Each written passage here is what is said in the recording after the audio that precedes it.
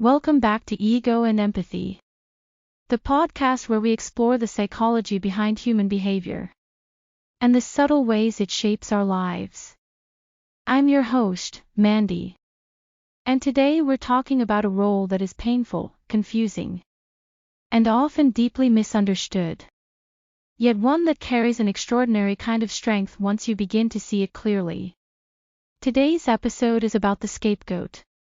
The person in a narcissistic family system who is blamed, criticized, and singled out. The one who carries the emotional weight for everyone else. The one who is told they're the problem, when in reality, they're often the truth teller. In families where one or both parents are narcissistic, there is often an invisible system at play. There's the golden child, the one who can do no wrong. And there's the scapegoat, the one who can do no right. The scapegoat becomes the emotional dumping ground for the family's dysfunction. When tension rises, they are the one blamed. When something goes wrong, they're the one shamed. And slowly, they begin to believe that they truly are the cause of the pain around them. Growing up as a scapegoat means learning to doubt your own worth. It means internalizing guilt and shame that never belonged to you. You learn to over-explain, over-apologize, and overthink. Because you've been conditioned to carry the emotional responsibility for everyone else. But here's the truth that changes everything. The scapegoat is not weak. The scapegoat is not broken. The scapegoat is the one who sees the truth. While everyone else in the narcissistic family may be lost in denial or illusion, the scapegoat senses that something is wrong. They notice the manipulation, the favoritism, the hypocrisy. They ask questions, they speak up, they refuse to play the game. And for that, they're punished. Not because they're bad, but because they threaten the system that depends on silence. That's the hidden power of being the scapegoat. You are the one with awareness.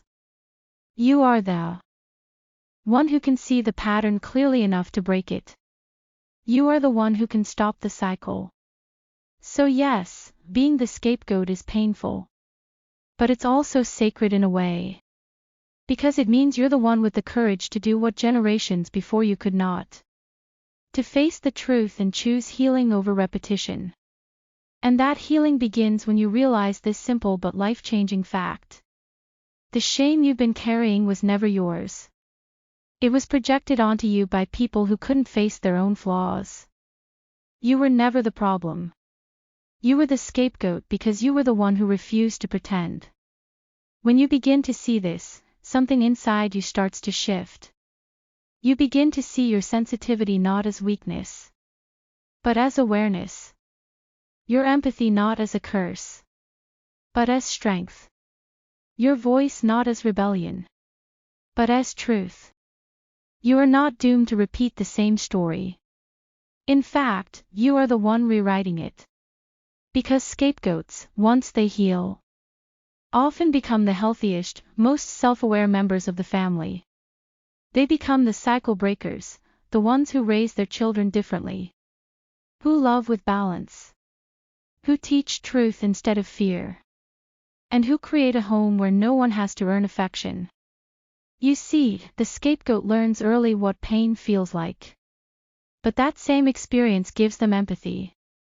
The kind that can change everything for the next generation. You know how it feels to be unheard. So you make sure your children are listened to. You know how it feels to be blamed unfairly. So you teach accountability with kindness. You know what emotional chaos feels like. So you create stability and peace. That's how the chain breaks. Not through confrontation, but through transformation. You become living proof that it can be done differently. If you are the scapegoat in your family, I want you to hear this. You are not cursed. You are chosen in a way. Not by them, but by life itself. Chosen to end what was toxic. And to begin what is healthy. You have every right to set boundaries. To walk away from dysfunction. To rebuild your identity free from blame. You have every right to rest. To be proud of how far you've come. And to know that healing from this role is not just survival.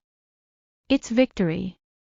And maybe, after this episode, you can take a moment to look at yourself in the mirror. And ask, what if being the scapegoat wasn't a punishment, but preparation for becoming the strongest version of myself? Because that's what healing really is. It's turning pain into purpose. And chaos into clarity. If this episode resonated with you, I invite you to subscribe to the channel and tap the bell icon, so you'll be notified when new episodes are released.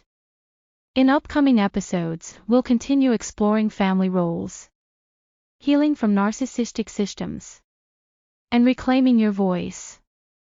Maybe till next time.